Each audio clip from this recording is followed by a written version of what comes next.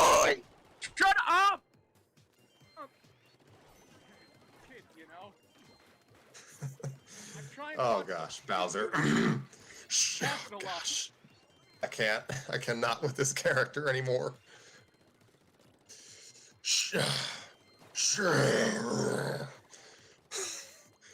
Shut up! I'm trying to watch a video. Bowser, I'm sorry, I can't read. Shut up. Shut up. I'm trying to watch the previews. There's nothing worse than a guy that won't let other people watch the movies. You know they do Bowser's the team. smoking in the theater, right? Bowser's theme song ringtone plays over his phone. Bowser answers the phone. Yes. Yeah, I'll pick up some milk. Alright. I'll get some eggs too. I love you too, Claudia. What? What? Speak louder! I said speak! Shut up! The movie's starting, for Christ's sake! Hold on, honey. I'll text message you. The camera zooms in on Bowser's pathetic attempt to press. The camera zooms in on Bowser's pathetic attempt to press the tiny keys. No, no, no! Bowser's claw pierces the cell phone and breaks it. Darn it! The audience. Shh. The movie was a cinematic experience like nothing Luigi had ever experienced before. He wanted to scream in total agony, heave every meal he ever had, and attack every living being that had any part.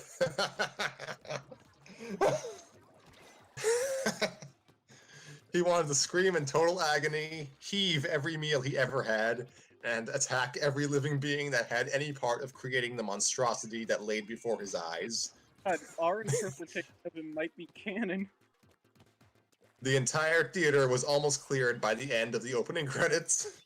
It was completely empty by the end of the intro. It was commissioned for demolition by Princess Peach by the climax, and was bulldozed by before the credits rolled. It was that bad.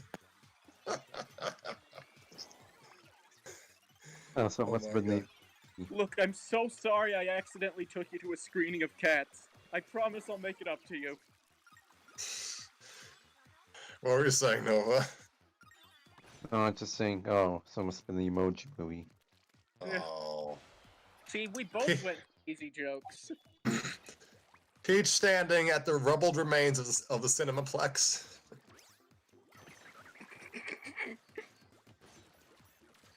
Farewell, Shroomians. This is a dark day, but we must learn to forget the bad days and look toward the bright future. As for now, though, I would like to take a moment to remember the lives that were lost in this horrible ordeal. Oh boy.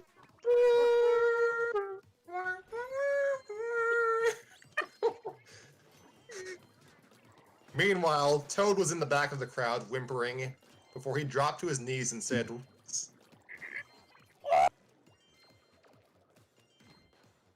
up, that's my catchphrase, you little mushroom piece of shit! God, this asshole. I heard like the beginning of the wah, and then like your mic just cut out, which is perfect. I worked it like a bit about Waluigi, but it didn't even come in. I heard Waluigi, but like Toad's scream like cut out like half a second in. That's probably because I'm on my phone mic. Cut to the Mario Brothers living room. It was that bad, Mario. No, seriously, the show was an animated series, but they used real-life actors. But enough about Last Airbender. And they weren't even Koopas.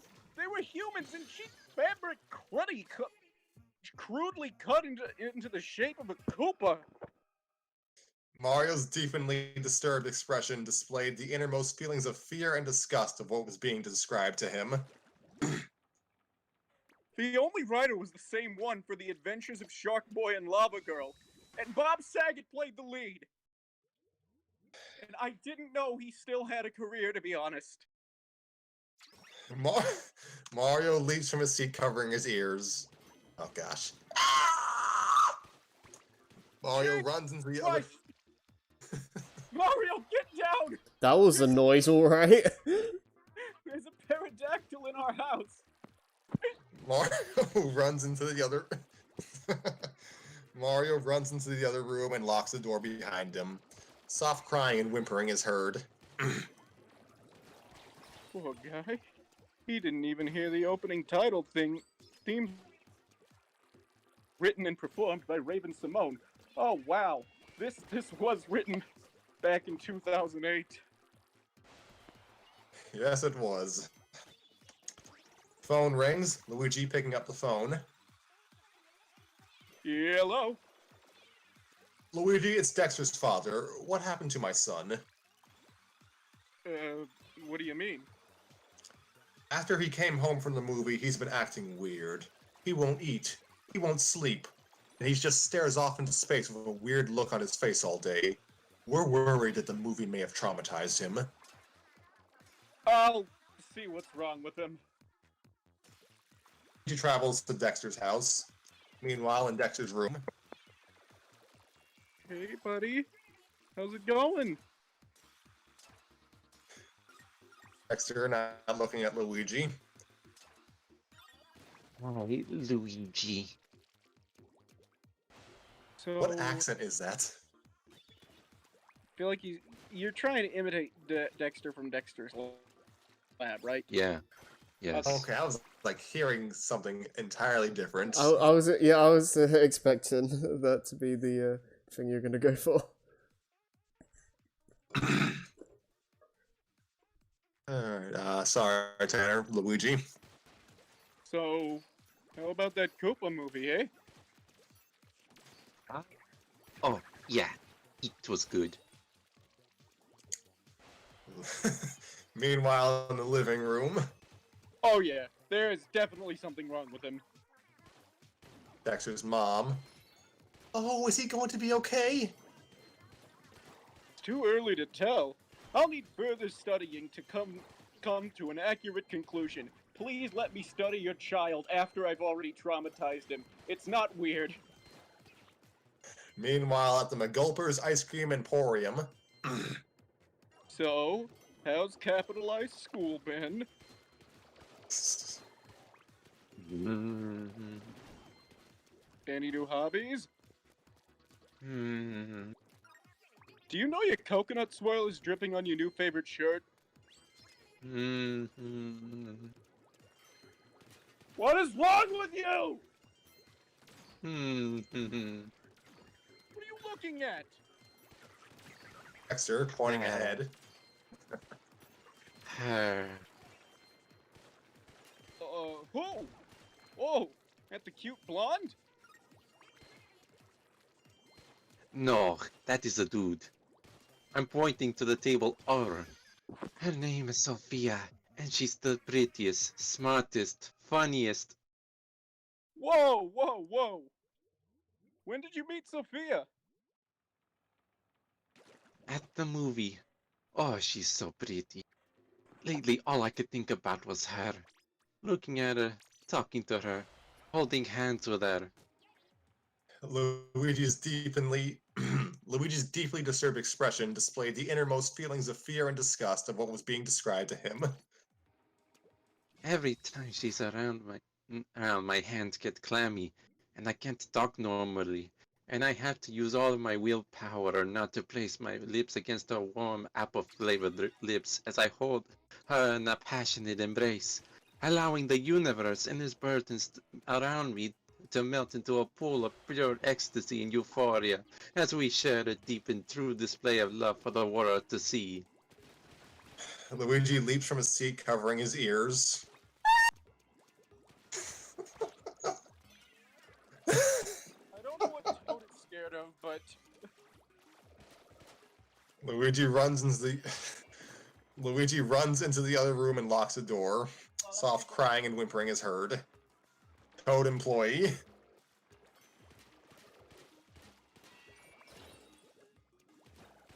Okay, so it's gonna be me then? Alright.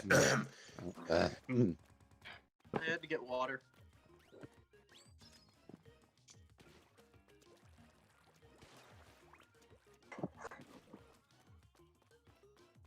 Let's see. Toad employee. Luigi.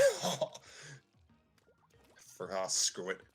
Luigi, you've already been told twice that you're not allowed in the freezer. And Tanner, tread lightly on this. Luigi in the window with an ice cream bucket on his head.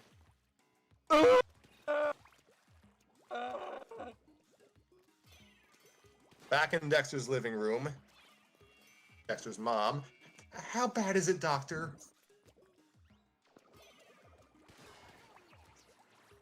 it's worse than I had imagined.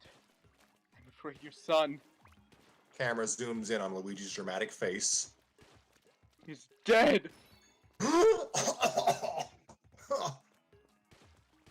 Oh, sorry. I meant in love. And there's only one cure. What? Oh my. Dexter dancing. Dexter dancing into the room.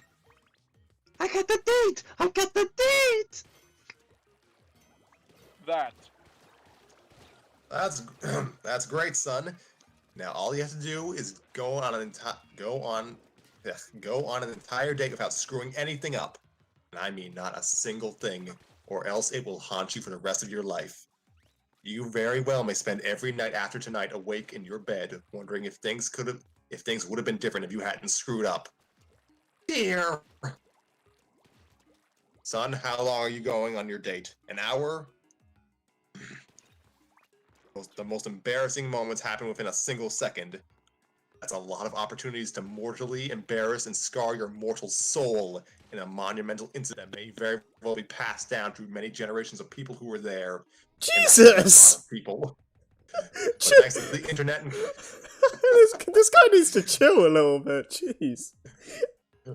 But thanks to the internet and camera phones, your humiliation can be passed through many generations worldwide. Wouldn't that be something?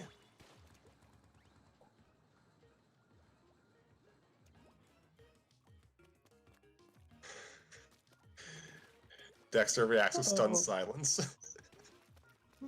Oh. At the Le Fire Flower. I am so sorry.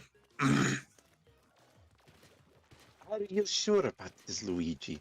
It's been done a million times, and not once has it gone right. Well, did you ever... I'm sorry, I've been drinking. Messes with my throat. Luckily, I have this water that I pulled out of thin air. Have I ever told you about my demonic powers?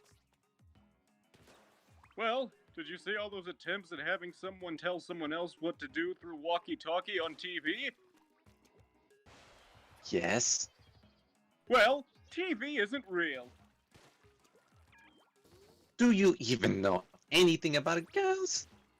Of course, like how to cry yourself to sleep when they reject you, and how to stutter on joke deliveries.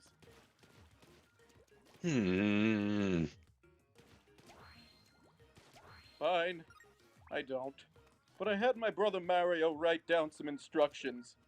Oh shit. Luigi holds up a piece of paper. I forgot he was illiterate. Oh, here she comes. Good luck, buddy. Luigi dives behind the salad bar. Hi, Sophia. Oh, hi, Dexter. Thanks for the dinner. Yeah, thanks for coming. Meanwhile, at the table, Luigi snuck to. Alright, let's test this puppy out. Set the dial to chapter 9, CH9.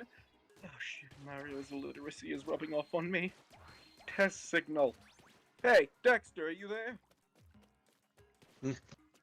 Yeah, she's talking about lip gloss or something. Let's see, that's his background noise from Sophia.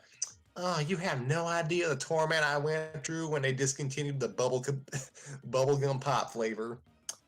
I spent days finding the shade that matched my skin tone. Hey, pay attention, Dex. It's number 3 on the list. Don't fall asleep during her lecture/story. Oh, yeah, sorry. A waiter walks up to the table. May I take your order, sir? No. No thanks. I'm just helping out my pal. Well, if you don't order something, I'm going to have to kick you out.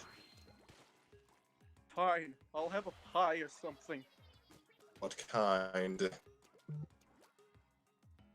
Mushroom? As unbelievable as it is, we are out of the mushroom pie. Might I suggest key lime instead? Sure, whatever. Now go! I'm sorry. We are out of the key lime pie. Might I suggest... Look! Just get me some dang pie, okay? I don't care what it is! Right away, sir. Uh-oh. Now she's asking me what I would do in her situation. The list says sometimes the best answer is her answer. So just agree to whatever she did. Okay. Now she wants to know what my second choice would have been. The list suggests asking her what she would have done and agreeing with that too. That's pretty good. Thanks, Luigi. I don't see why this is so hard for TV to pull off. Your pie, sir. You know, you just got the last slice of pie in the entire restaurant. You should consider yourself very lucky. Thanks! Luigi takes a bite out of the cake. I ordered a pie, damn it! Loud gurgling emits from Luigi's stomach. I like that's labeled as a character. That's what Luigi named his tapeworm.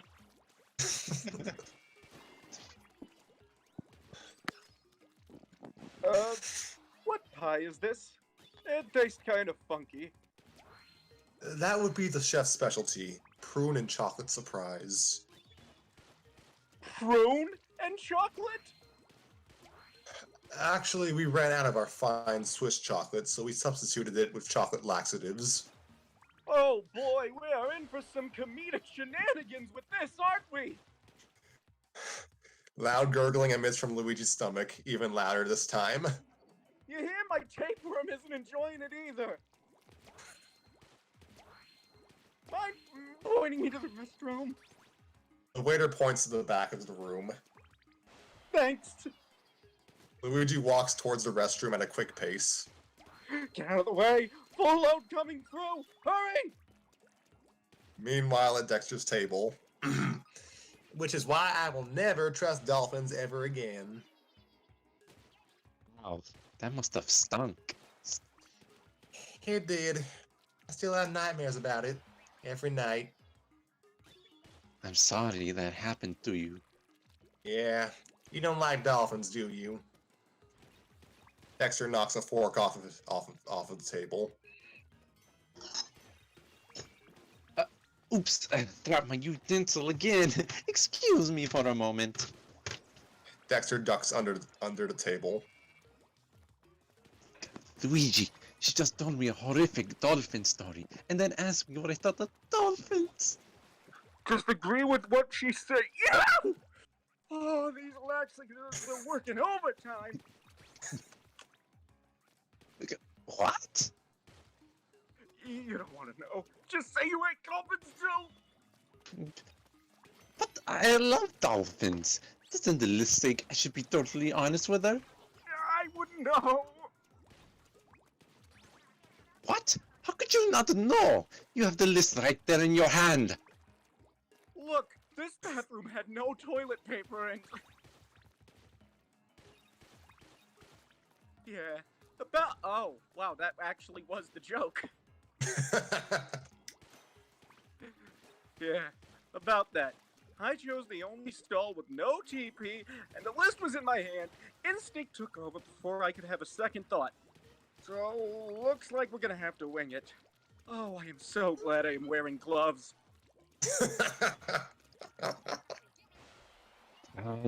So how should I answer? Because if I'm not honest, then it could easily bite me in the real end of the later. But if I tell her I do like dolphins, then maybe she'll hate me forever. Just don't answer her! Just look her in the eyes for a while. It'll make you look all cool and mysterious. Oh, Jesus Christ! You think that'll work? I don't see why not. Whoa! Ah! Jeez. These laxatives made from chain chomps? Made for chain chomps. Made for chain chomps? Both of those apply in this scenario. Oh, gosh. Dexter comes back out from under the table. So, what do you think about dolphins?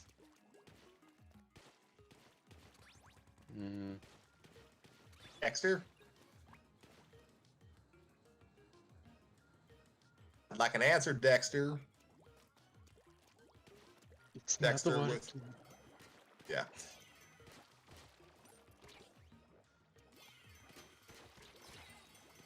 I Did you said already... it's not working. I said it's not working. Oh, then maybe she wants a very opinionated person. Try disagreeing with everything she says. This better work. The waiter walks up to the table. May I take your order? Sure. Sophia looks over the menu. Sea shrimp sounds good. No, it doesn't. Excuse me. Sea shrimp is about the nastiest thing ever. What kind of idiot would eat that stuff? I love shrimp, and I'm not stupid for liking shrimp. Oh, this is gonna go horribly wrong, I can tell. Says who? Shrimp eaters? You know, on second thought, I'm too disgusted right now to eat. Are you kidding? I could eat a horse and its rider right now. Waiter, bring me 10 pounds of your finest food that is not shrimp. Yes, sir. The waiter leaves. Jerk.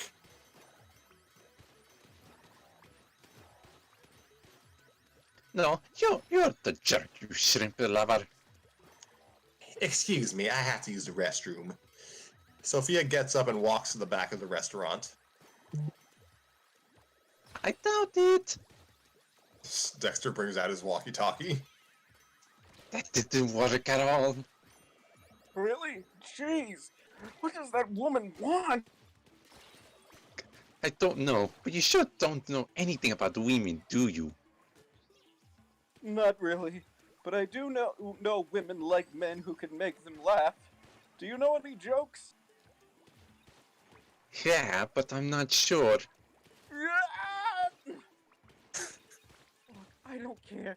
Just tell them, okay? But they're... Oh, hi, Sophia. Dexter hides the walkie-talkie. Hello. Sophia sits down.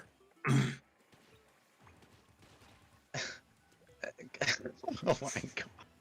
These fucking... Oh, this really was written in 2008. Yeah. Your mama so mad that you... I will Your mama- say, your mentioning mama- women in comedy, I had to fight back some jokes that Nova would approve of, but Scrappy absolutely wouldn't. We thank you for your sacrifice. Anyway. Your mama so fat she could tat on the rainbow and squeeze out Skittles. Wait, what? Your mama's so ugly, whenever she walks by a toilet, it flushes. Hey, that's... Your mama's so short, she could sit on the curb and swing her legs.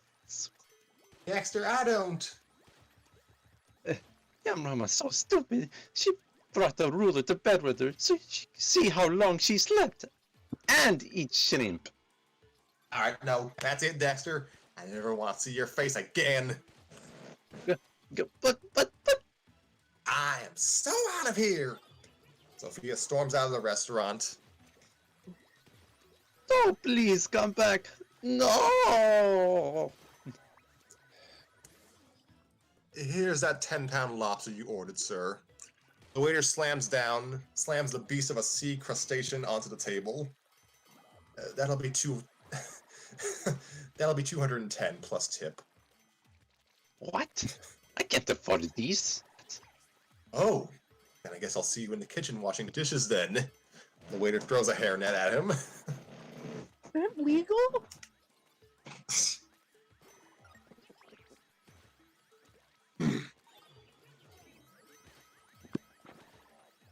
At Oh, Luigi's, man. at Luigi's table several hours later, Luigi crawling to the table.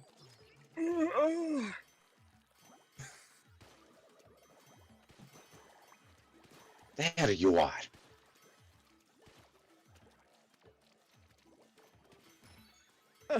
Shouldn't your date be over by now? That did hours ago when I had to eat 10 pounds of lobster after insulting my date. And why are you crawling? Hurts too much to walk. Shouldn't you be home by now? No, I had to wash 210 dishes because of you. Dexter throws his hairnet throws his hairnet angrily at Luigi. I hate you. Wait, Dexter leaves the restaurant angrily. wait. Can you give me a ride home? Please? Dexter? The manager, not noticing Luigi sprawled on the floor, quitting time! The manager turns out the lights and locks the door. Well, at least I have this delicious pie to eat that will not at all set up any comedic scenarios. Luigi takes a bite. Loud gurgling emits from Luigi's stomach yet again. Oh no. Ba-da-ba-ba-da-ba-da.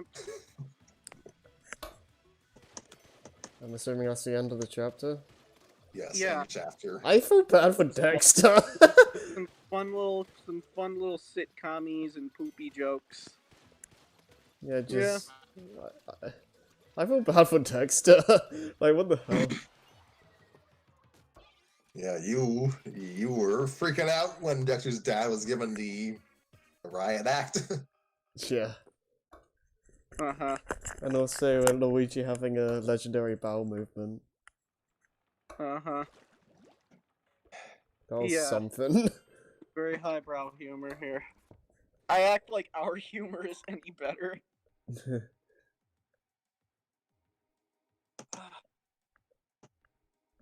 Yeah, that was certainly something. I wasn't expecting all of that. I Some wasn't. dated elements from 2008 aside, I enjoyed it. Mhm. Yeah, Yeah. those didn't bother me that much. Mm. But it is very very sitcom humor. It's definitely formatted in like a sitcom, Yeah. but it's a good one. It does serve that purpose well. I think there are some noticeable grammar errors. I imagine this was written when they were very young. I have no idea how old Whimzilla was when this was written, but I also kind of worry. I also felt weird that this is clearly supposed to be like Dexter from Dexter's Lab, but they don't play up the inventor part until after the first chapter. I mean, after like that first half, he shows off the robot, and then that's never really shown again. Wait, was this legitimately meant to be Dexter's Lab Dexter? I don't think so. Because I'm pretty I thought that was just, wait, what? Considering It's just he's- supposed to be a generic smart guy name. Yeah. Yeah. I don't think he's meant to be. Maybe the name is a shout out, but I don't think it's meant to be a Toad version of Dexter from the cartoon. Probably not, yeah. I'd imagine Dexter's a semi, popular name, I don't know. It's a fairly common name. Like, The show with the funny serial killer. Mm. Is that itself is a dated reference? oh yeah, yeah. I hope you enjoyed the name drop of Bob Saget, because that is a running gag in this series. Oh, Okay. That's like Alright. the one thing I remember from the series. Oh. Right? Luigi has a burning hatred of Bob Saget for some reason. Nice. He knows what he's done.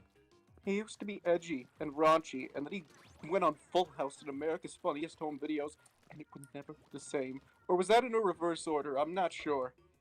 Mm. I mean, That was just a famous party, famous show he played in. No, but he's still raunchy. He's still... Oh, good, good, good. like he In fact, literally did Half Baked after Full House. Yeah. I used to suck toes for Coke. Mm. He Have even you ever makes fun. sucked toes for Coke?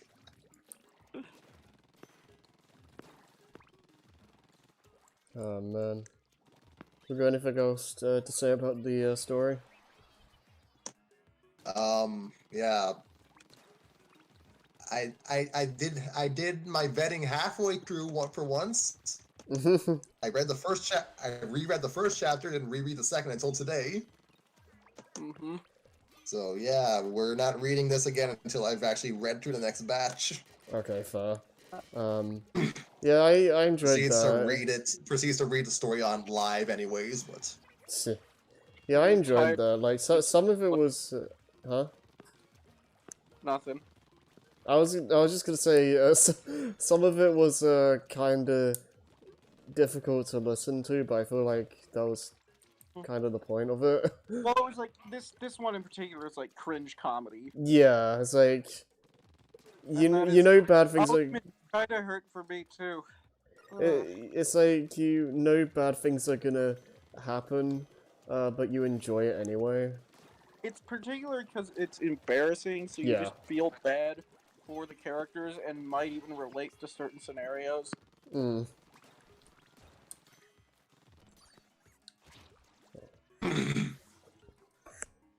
Yeah, I can agree with that.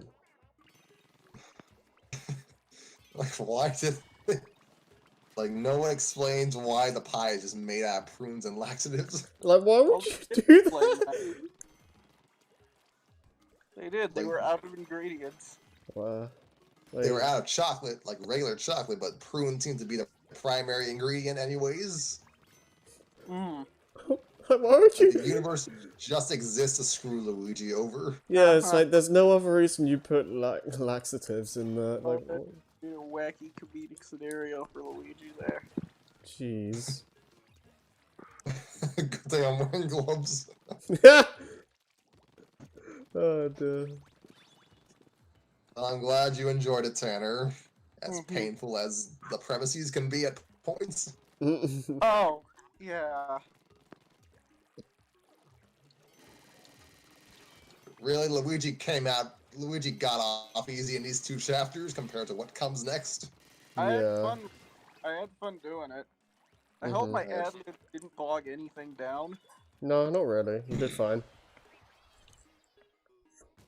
Why are you clapping? She's a recolor. Haha. Reek. Good lord. Like it. I did have fun. Just going. It's always fun to put my.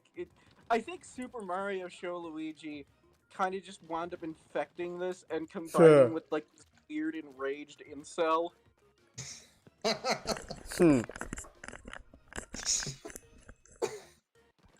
Oh gosh. I need to resume writing Super Mario Show. Uh-huh. Yes, my story is not dead, folks. It'll be back eventually. I should actually try writing something. Because I haven't done that in, like, years. We can write Love Lives together, Harry. It'll be great. Oh, Christ. You know you're gonna read it. Yeah. I mean, I wouldn't be opposed to doing that, but we need, like, an actual premise. Oh, I can think of a few. Well, that's my issue with something. Like, I would love to write something, but I have, like, no ideas. Yeah, that would probably help. Yes, we just need to have a storytime group writing session. It will be... That'll go horribly wrong. That actually sounds really fun.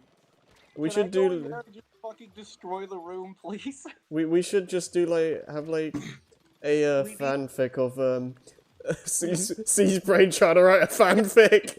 We should all co-write that together. I'm not sure if it'll be good, but it might be entertaining. No, I highly doubt it. We should do it for April Fools. We should. I should have saved Darker Knight for April Fools. Well, maybe we can get something even better. No. Nothing will top Darker Knight. That's my favorite episode of this show. Okay. It's gonna be Dead Face. Uh-huh. Oh man. So, what are we doing now? Because, surprisingly enough, we're actually at the 1 hour 25-minute mark. So I don't know if we are gonna actually I'm sorry do for more. slowing Or... everything I did. No, you didn't really slow it down that much. You did fine. Well, if Nova is still up for it, then we can read just maybe 2 chapters of Erika. Yeah, I actually should probably go. Alright, well, you've done your part, thank you. Yeah, bye. Right.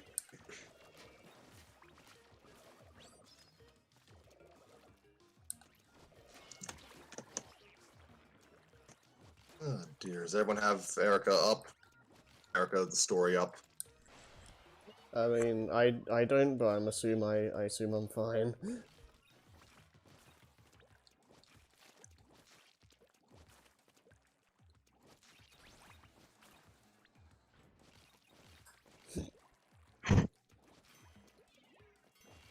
Who speak like, oh yeah, we have a fair deal of gym leaders in this.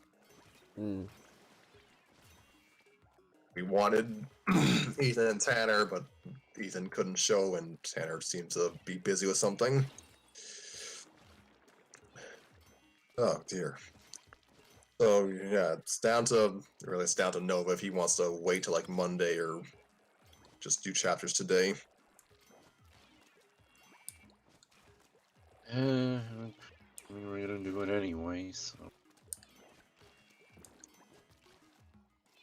Alright, then we'll just try as much as we can. Right. We passed the halfway point last. Let me rephrase that. The last time we read Erika, we passed the halfway point and saw Erika and Sabrina's relationship bud into a happy romance. Now we return with the chapter 11, Communication. When I greeted the new week, part of me was anxious that nothing would ever be the same again. Not just because my social life would be fundamentally different now, but because each day without her could be a complete drag.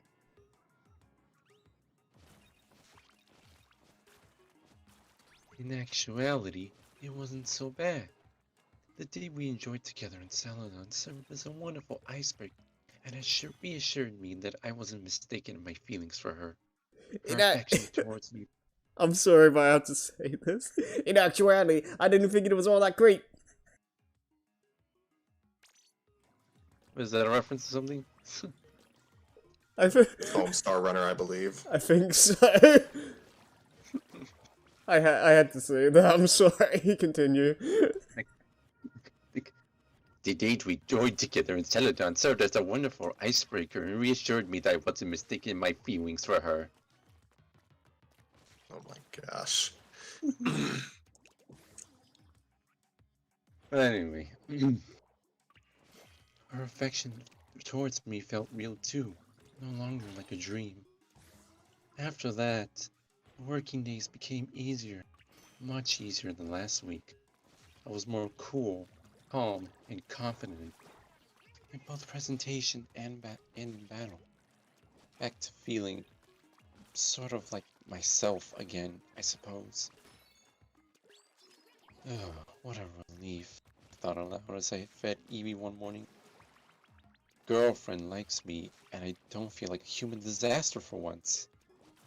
I giggled and petted him affectionately. Erika encouraged things to stay relaxed between us too. I was surprisingly not that worried about it, but she called me Tuesday evening anyway, ahead of our usual Wednesday meetup. You sure you're okay? I don't want anyone to feel uncomfortable tomorrow. She fanned herself a little nervously. I'm not worried, I shrugged. You said yourself we were already quite intimate before we started dating. We'll just be ourselves. And I was being honest. I saw no reason to behave differently to normal around Erika with friends around. We already found it easy to chat. We laughed together. No one no one who knew us had a problem with that before, so why would they now? I'm I'm glad you feel that way. Her body heaved as she sighed in relief. All right. I'll see you tomorrow then.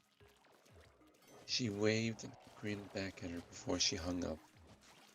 It was nice that she was worried about me, but I hoped I wouldn't just keep causing her distress. I figured I would do my best to show her that I would be fine. It was just Jasmine, Erika, and I again like usual that week. And as usual, Erika and I sat closely to one another. Just being close to her and holding hands was fine. I understood that it was difficult to adjust when your social dynamic had changed. I feel like I understood that pretty well, actually. So, out of respect for Erika, I didn't show Jasmine any indication that we were dating. So, Jasmine, sweetie, guess who got herself a girlfriend? Erika went and spilled the pokey beans anyway. For the briefest moment, Jasmine showed me the saddest expression I had ever seen from her. I was so taken aback by it, but that I completely forgot to blush at what Erika was saying. Erika wrapped an arm around me playfully. Sabrina and I are dating. Feel free to feign surprise. She grinned. Jasmine's expression relaxed considerably, and she sighed as she smiled sweet. That's so wonderful, you two. Was she worried about me? I stared at her and tilted my head as I relaxed slightly into Erika's shoulder. I felt Erika sigh as she squeezed me a little, and the other two continued to chat away as my mind wandered. Why did she look at me like that? I repeated the thought. Why did she look at me like that? It was bugging me more than I cared to admit. I couldn't focus on enjoying myself. I had never seen anyone besides Erika or show that kind of earnest concern towards me before, and I wasn't sure how to process it. All my thoughts were hot. Erika got up. I'm going to fetch some more tea. And waddled off, leaving Jasmine and I alone. I continued to stare at Jasmine absent-mindedly from across the table, and I'm sure she could tell, because she was beginning to avoid eye contact. Neither of us spoke, but I wanted to. I had to inquire. The only problem was, I didn't feel comfortable confronting her about something so petty. I barely even felt comfortable talking to her casually without Erika around. Without Erika nearby, I was still rather distant, formal, cold. So, I formulated the question in my mind once more. Why did you look at me like that?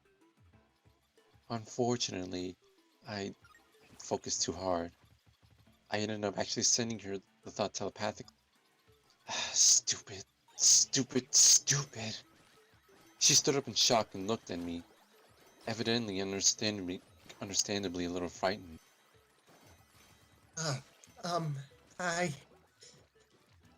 She stuttered as her face reddened. I winced at my own stupidity, feeling ashamed and panicked for causing her distress. Trying to quickly remedy the situation but prevent her from growing upset, I waved my hands in front of me and bowed my head slightly. Sorry, I'm really sorry. I didn't mean to do that. Jasmine pouted and took a deep breath in.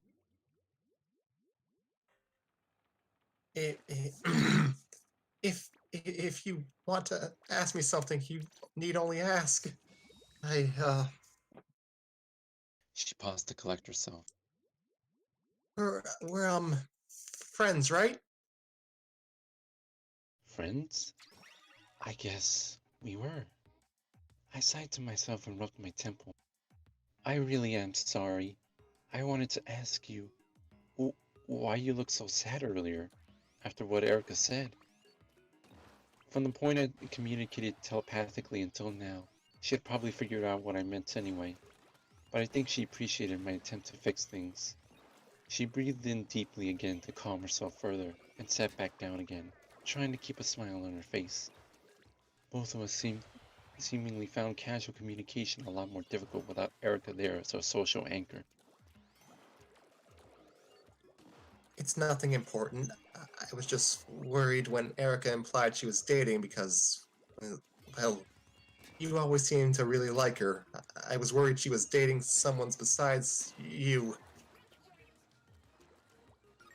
I blinked. You thought I liked her? Yes. Do you not? Jasmine still seemed a little stressed out by the conversation, so I tried to tone down my inquisitive intonation. To be honest, I had no idea I liked her until just last week. I scratched my cheek, a little embarrassed. Jasmine's eyes widened curiously, and she opened her mouth to say something. Eventually, she responded. If you don't mind my asking, how did you realize? I smiled sheepishly as I thought back to just last week, which already felt like forever ago. Long story short, Erika told me we should date, and then she kissed me. Jasmine waved a hand over her mouth and blushed. That's cute! She squeaked excitedly. I laughed a little at her reaction. Gradually, the air around the conversation felt more relaxed. So, why were you worried that Erika was dating someone else? I still didn't understand Jasmine's concern for something that had nothing to do with her. Though the very idea that Erika could date someone else did cause a twinge of jealousy inside me. Because I thought it would make you sad if that happened? Jasmine awkwardly rubbed her shoulder. I was just scared it would really hurt you. She was right that it would hurt, but more than anything, I was taken aback by your sympathy. Huh? I stared down at the table and avoided eye contact with her. I still wasn't used to receiving this kind of understanding from others, and didn't expect it to come from someone I had met through Erika. Either way, it seemed like both Erika and Jasmine knew I had feelings for Erika before I did. In all my years of effort to understand myself and my issues, some basic things still escape. You, okay? Jasmine piped up. I apologize if I said something strange. I looked back at her and sighed. She was still rubbing her shoulder. No, I'm happy. I actually just... I'm a little surprised that you afforded me that kind of care and understanding, even though we do not know each other very well. I smiled at her awkwardly and she pouted. Sabrina, we are friends, aren't we? I care about you, this kind of thing. Your happiness is important to me. She abruptly stood up and made herself walk over to me. Alarmed, my eyes followed her. Look. She pulled out a small scrap of paper and scribbled on it quickly. My phone number. Calling Johto from Kanto isn't expensive, so if you ever want to talk, I would be happy to as well. I took the number and blinked. Admittedly, I was trying to think of an objection, but I couldn't. I don't even know why I wanted to object. Thank you, Jasmine. You're very kind. Sabrina, we're not just friends because Eric said we should be. If it's okay with you, I'd like us to be friends just because we get along and I care about you. Not just me, not just me, the other trainers we spend time with. I bet that many of them care about you too. To make eye contact with her again, but I forced myself and smiled at her gently. I was so embarrassed that this younger girl was so emotionally aware compared to me, but I was truly grateful to her. I'm glad I met you, Jasmine. You're a wonderful person, and I hope we'll continue to be friends. I beamed at her after mustering up the courage to speak my mind. Jasmine smiled back at me sweetly and rubbed her stressed-out eyes with her arm before returning to her seat. I realized that maybe Jasmine was a little like me. She found meaningful social interaction a little overwhelming at times. I ripped off a bit of the paper and scribbled my own phone number on, quickly passing it to Jasmine with a grin. A short while later, Erika finally returned carrying a tray of tea. Jasmine and I were happily chatting away between ourselves and our Pokemon. Sorry I took so long. Erika sighed wistfully with her hand to her cheek. The tea may be a little bit cold. I got so distracted. But she brightened up when she saw that Jasmine and I were talking to each other more comfortably. She sat down next to me again and gently ruffled my hair. You know I like my hair to stay straight. I pouted and jokingly shoved her on my shoulder. Erika giggled and said that she tried sorting out the mess she made of my hair. What distracted you? Jasmine asked Erika as she drank down some tea. Oh, Erika went a little red and fiddled with the handle of her cup. to be honest, I'm a little embarrassed.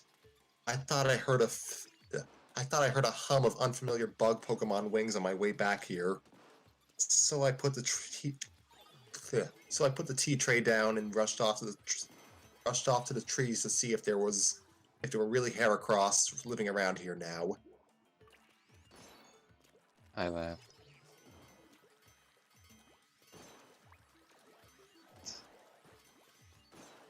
That's so like you, Erika. To which she pouted. But I let the tea get cold.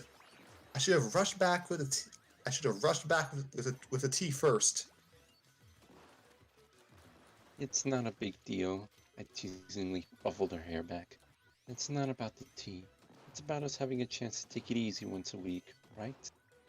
Erika huffed as she tried to fix her own hair, but Jasmine nodded, grinning at me. She's right. And by the way, Erika, if you want to more easily see Pokemon that live in the trees, you may need to have your Pokemon use a headbutt attack on them. Erika sighed and smiled sheepishly. I don't want to disturb them, really. Besides, none of my Pokemon are hard-headed like that.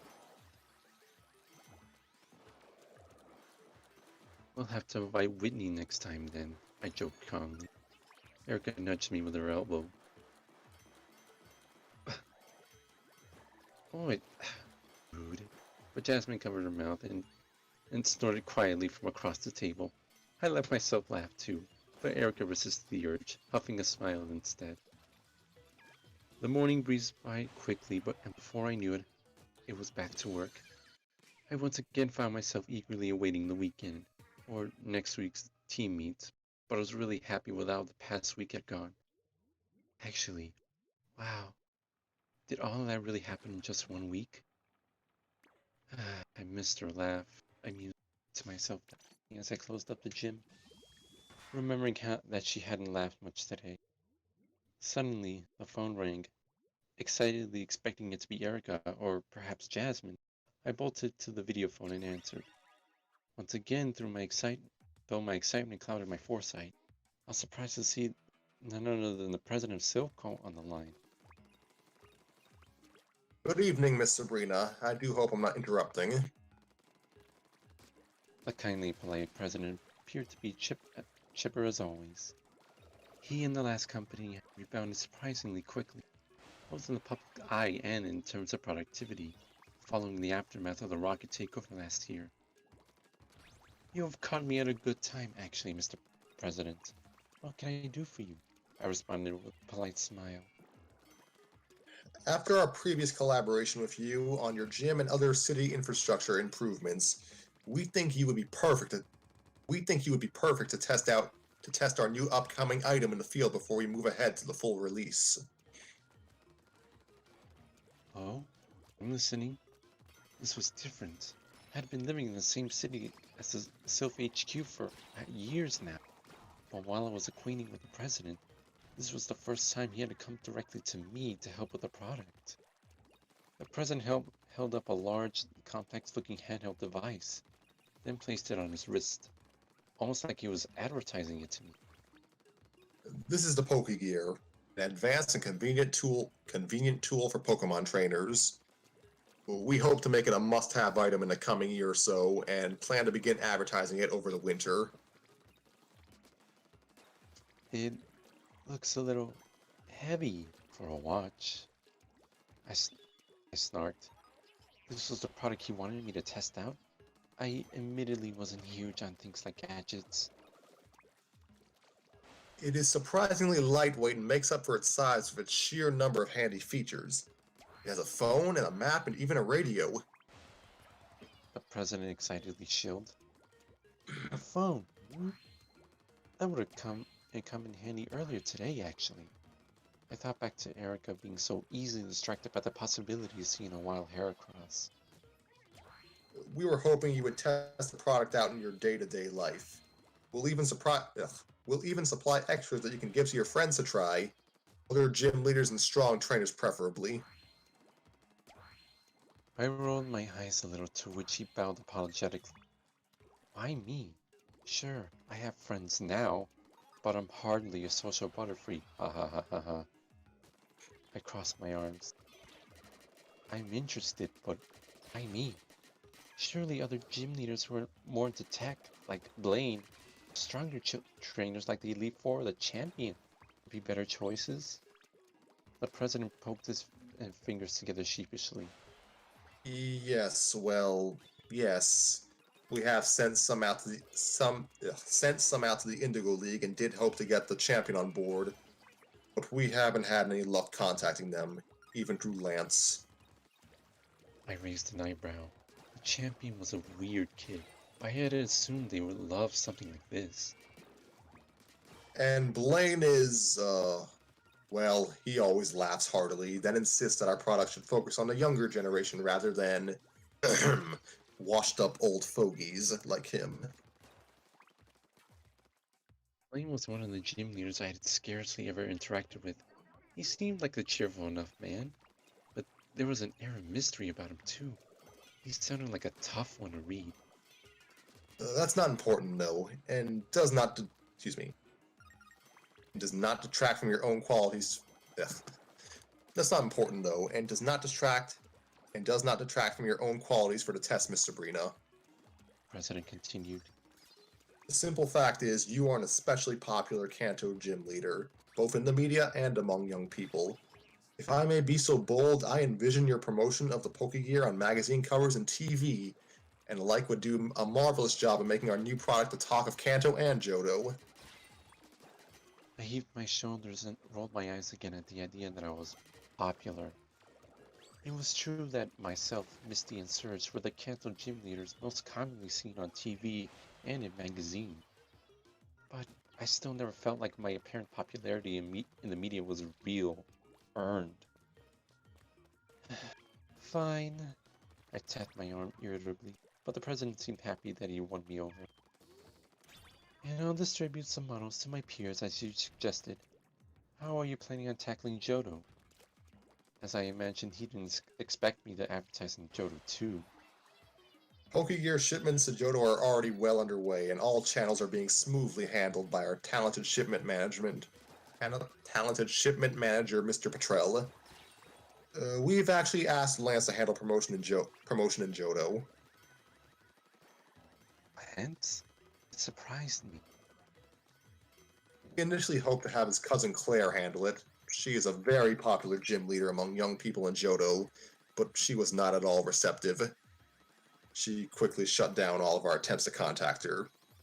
Lance was a lot more forthcoming, and seeing as he is from Blackthorn City anyway, we decided he would be popular and influential enough to popularize the product over there in the end. I see. Lance apparently had his work cut out for him. I had never actually met Lance in person, but to say he was popular would be an understatement. That would be all, Mr. President. Please send it to my gym at your convenience. If I am not in for some reason, feel free to leave the package for the fighting dojo next door instead. I thought you were still not on good terms with pardon me. I thought you were still not on good terms with the dojo. I'm not. Good night, Mr. President. He gave a small bow and thanks, and I gave a quick wave before I hung up, finally worn out from all of his chatter. Normally a conversation like that would leave me pretty grumpy, but part of me was excited by the idea that I could soon have Erika and Jasmine's phone numbers at my fingertips. And end chapter.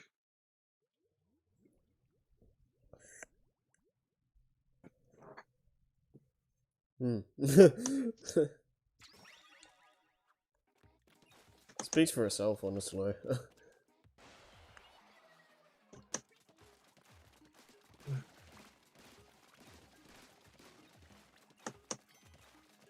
I'm assuming the poker gear is like a thing that actually exists, right? Yes. Right. It's like Gen 2, I assume. Hmm.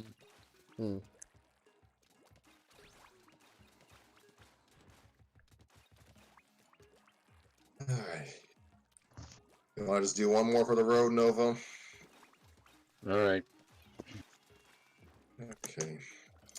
Erika, Chapter 12, Pokegear. Understandably, I was busy dealing with Silphco and their generous shipment of Pokegears during the weekend following my call with the company president.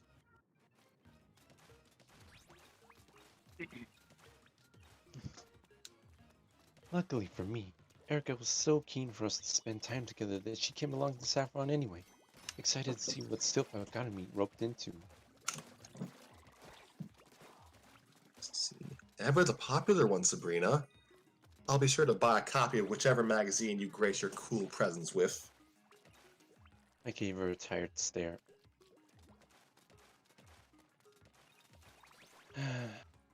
Don't make a habit of it. I still don't like seeing myself on magazine covers. But she just giggled it off.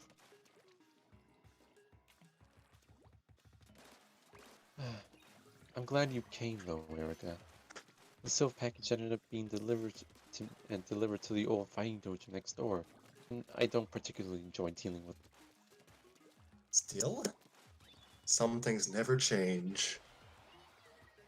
Erika sighed and rubbed my back reassuringly as she followed me to the rundown old fighting type dojo next to my gym. I gathered my composure and knocked. One of the Karate King's students answered and bowed. Gym Leader Sabrina, we have been expecting you. Hideki, was it? I replied coolly. I must apologize that the Silphco offloaded such a large delivery on the dojo. It was really irksome. I was home all day and the company still delivered to the items next door. Why? Yes, there are... Hideki looked behind him inside the dojo. quite a lot of boxes. You may need to come in. Following Hideki's invitation, I made my way inside, followed closely by Erika. She was dressed for the gloomy weather in a dark blue kimono for a change, and was using her fan to keep the humidity at bay. As we made our way over to the neat pile of boxes, a particularly loud and stuffy presence made his way towards us. Kyo! I nodded at him and looked to his other students, of which there were only now 3. I trust you have been well, though your dojo seems to have shed students since we last met. Apologies for any inconvenience this delivery caused. As cold as ever I see, Sabrina. He confidently and loudly declared. Fear not. No inconvenience compares to the time you disgraced. Geez, Sabrina, how many of these things did you set? How many of these things did they send? Thankfully, his likely rant about my clean the feet of his gym was interrupted when he noticed Erika with me, attempting to lift a few boxes of Pokegears. There must have been at least a dozen boxes packed to the brim with the gadgets. Okay, so that was Erika speaking.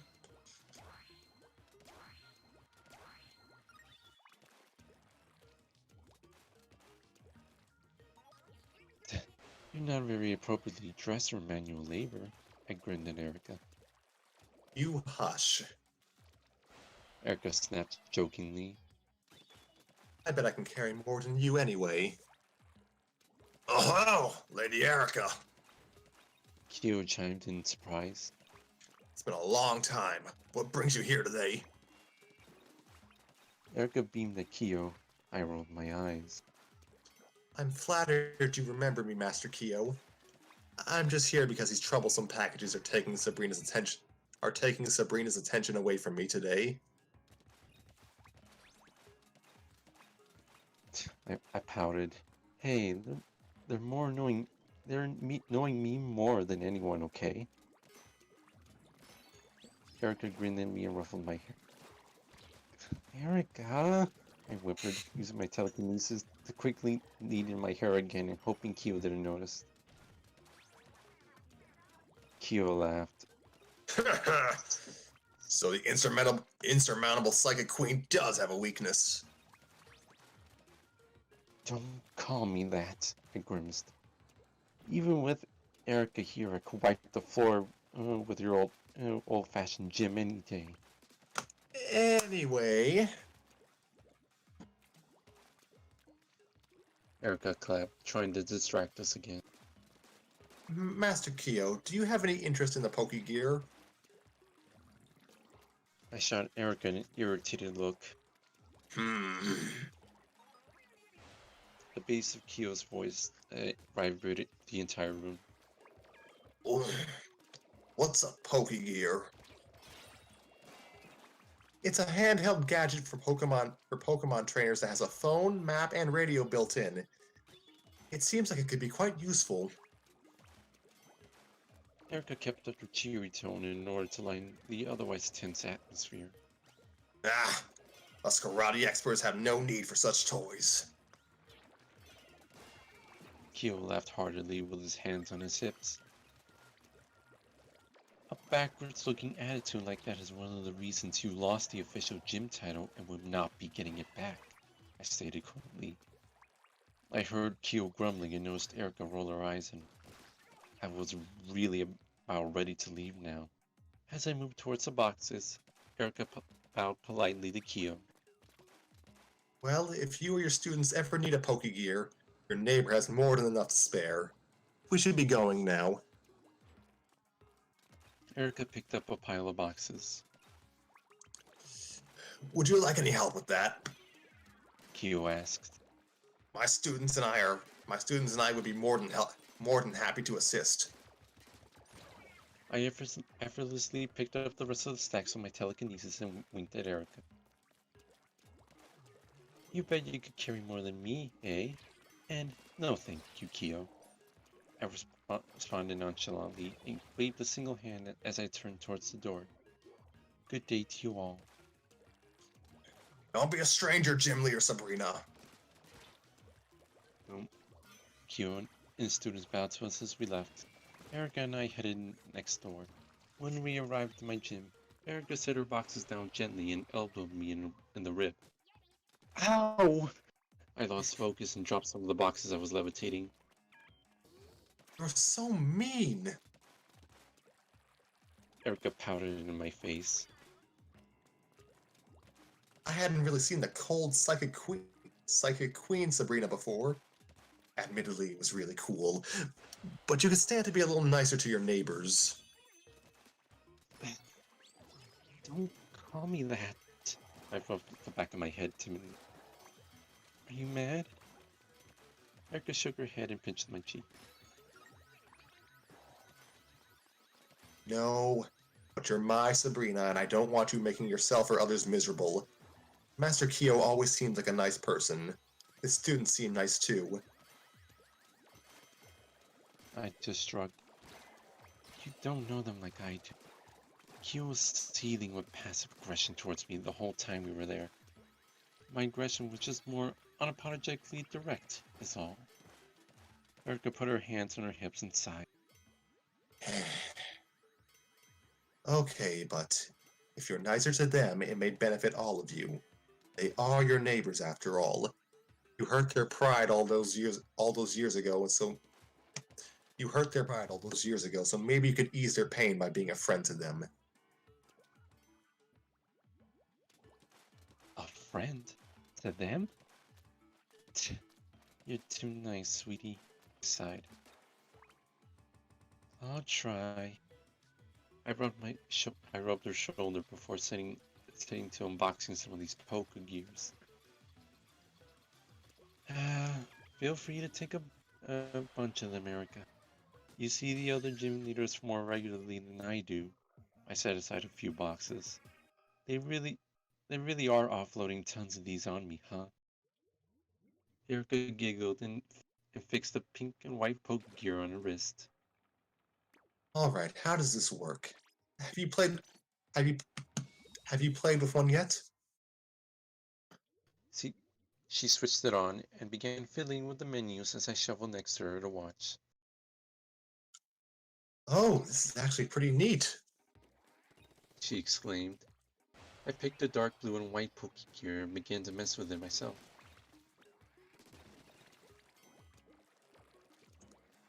Oh, hey Sabrina, can you sync up your phone? Wait. Oh, hey Sabrina, you can sync up your phone number with this. Erika quickly plugged in my number on her gear as I scrambled to catch up. Geez, are you secretly a tech whiz, Erika? Erika giggled. No, nothing like that. It's exciting. It's exciting. It's exciting to think about how convenient these could be. Ugh. It's exciting to think about how convenient these could be, though. Within minutes, she was dialing my number with the gear on her wrist. Sure enough, my own poker gear received the call quickly. Okay, works. I quickly concluded. Hello, is this Sabrina? Erika chimed into her gear. Yes, it's me, right here. I helped my silly girlfriend. Oh, it really is Sabrina. I'm a big fan. You're a real hottie. Erika could barely contain her laughter. Erika, I squeaked, a little red in the face as Erika continued to laugh and snort infectiously. Before we really got to spend any time together, Erika was headed off home for the evening.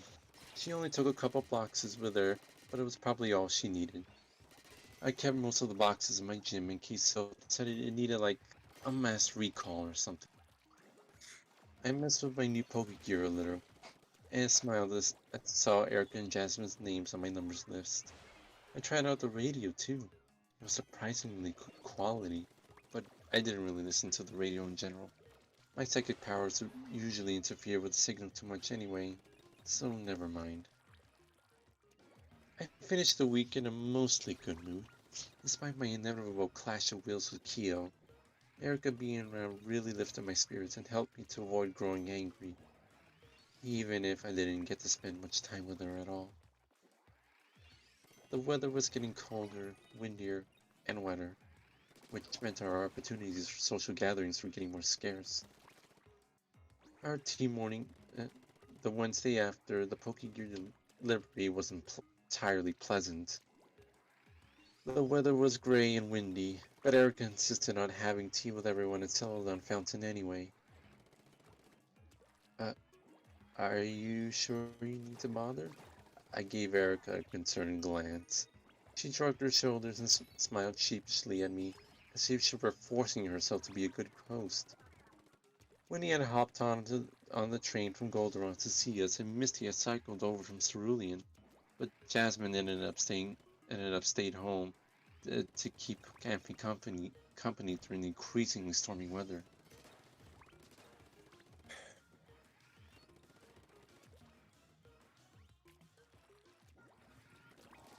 I'm here from. Oh gosh.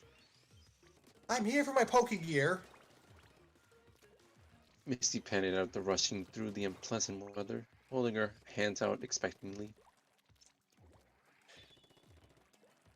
I'm honestly a little hurt that Sylph entrusted you with these new gadgets rather than a hip young star like me.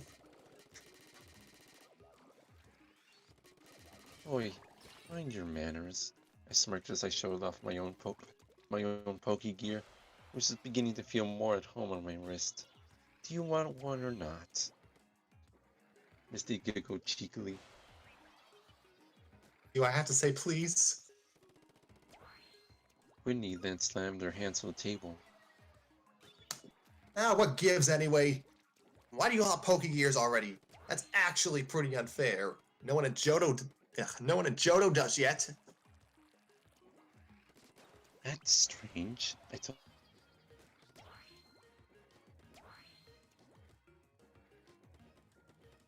it was gym Lance? leaders. Whitney yelped. Oh, hold on a second, my thing froze. Can we go back to when Nova said that's strange? Okay. Alright.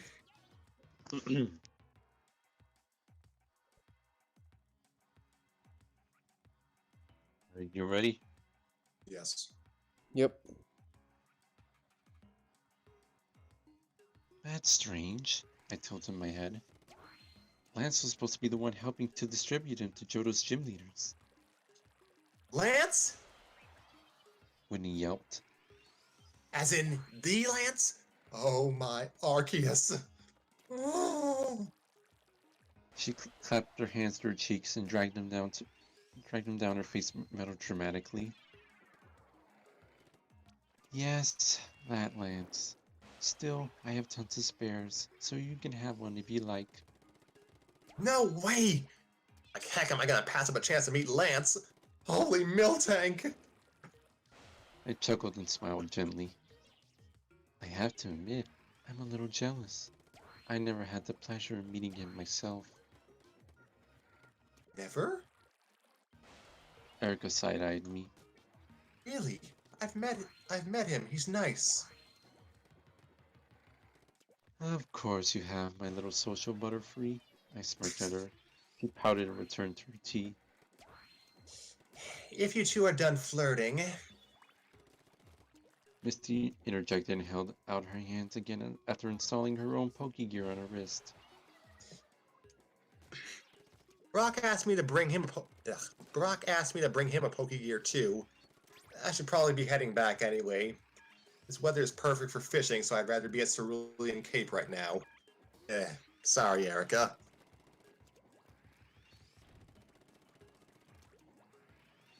Why didn't Brock come here himself? I handed Misty a few spare Pokegears as Erika joined. Erika joked. Does he not want to see me? He said something about the... Oh, no. He said something about the Diglett being restless in this weather, so he didn't want to take the tunnel. I don't know about him, but I'm really glad for the HM Fly. He scoffed. Misty laughed as she climbed back onto her bike. He's never been a big fan of flying types. He finds them too weak. Yeah, don't let the Violet City gym leader hear him say that. He joked it as she sighed and got ready to leave herself. Sorry guys, the weather really is garbage. I've got a hot date with a TV and a stash of cookies and milk. I waved quietly as the two hotheads darted through the wind and back in the direction of Saffron City.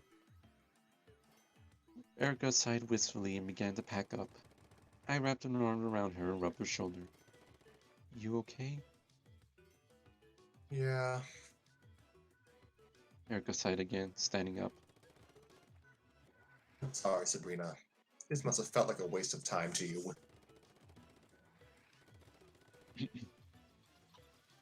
I blinked. Don't be so daft. I got to see you. You're the one who worked so hard despite the weather anyway. Maybe I shouldn't have. Erika smiled at me sadly and pecked my cheek.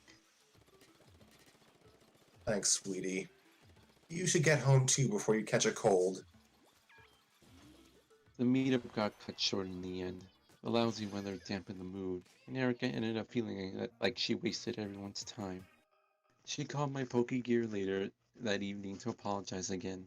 I insisted that if the weather was bad again, she just shouldn't force herself, but she seemed weirdly apologetic. As was to be expected, the next few weeks weren't much better. We did see Jasmine at one point in the month, but other than that, things were too cold and windy to really enjoy sitting outside drinking tea. Do you two have any Pokegear to spare? Jasmine asked on another quiet autumn Wednesday. I figured I'd pick one up while I'm here. I frowned in confusion as I handed her one. Still no sign of Lance? No. Jasmine responded. Whitney is getting very impatient. I don't particularly feel an urge to meet with Lance myself, though. It would make me a little nervous anyway. She shrugged timidly. Erika and I giggled. The Pokegears were admittedly very handy. It became much easier for Erika to painlessly coordinate and let people know whether she was bothering to host or not. It wasn't long before she was feeling more optimistic and cheerful again, but the weather was unlikely to get much better anytime soon. And end chapter. Okay, that was good. How did you guys find that? Sabrina's a dork. Yeah, just a little bit. I enjoyed the dynamic. It's adorable. And what did she do to the fighting dojo?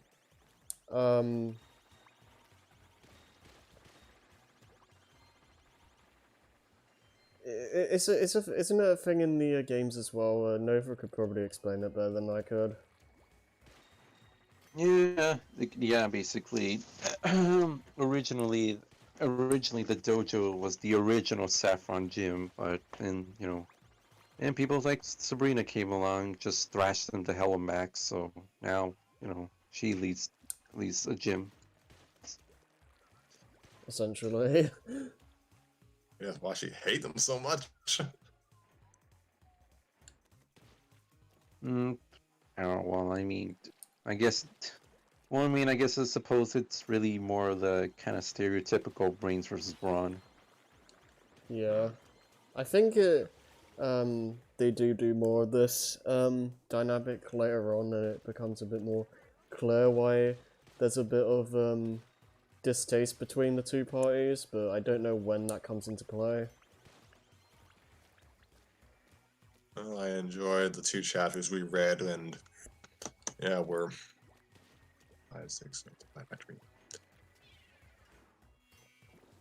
We're 2/3 of the way done with the story now. We're gonna not necessarily hurry up, but probably try to have more time dedicated to the story. If we at all plan on finishing it before Star Wars starts, because that will probably end up putting it on hold for quite a while, I'd imagine. So, We should be able to belt these out within the next 2 episodes. yeah.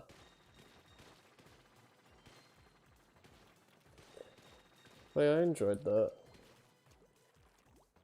How did we're approaching 30 episodes in less than a year's time. I don't know how to feel about this. When did we start this series? Like April. April? Yeah. Feels longer, doesn't it? It feels like we started this like last year. Surprised. It helps that Scrappy insists on that we do this, not just because he's bored, in his own words. Well, you need to be bored more often, because this was like one of the best ideas you've had. I don't mean that seriously, don't be bored, that's bad.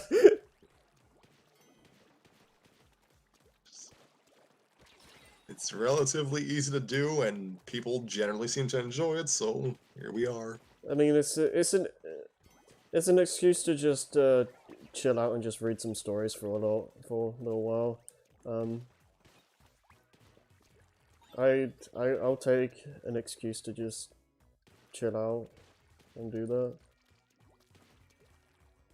It's been fun. I really do enjoy this this series we do. Yes, me too.